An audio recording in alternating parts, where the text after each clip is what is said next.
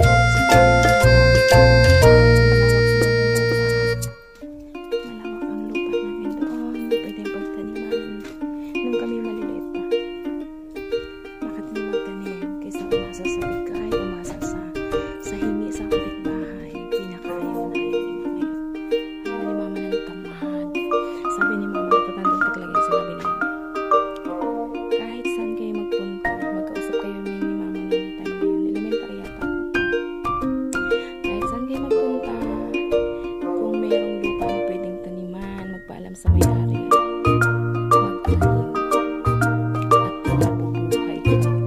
Huwag kayong masasapon. Puro kasi sa tanim ng kapitbahay. Anyways, meron ako dito. Meron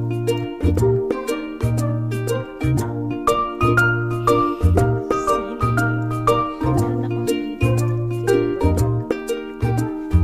jasmine. So, ito pa.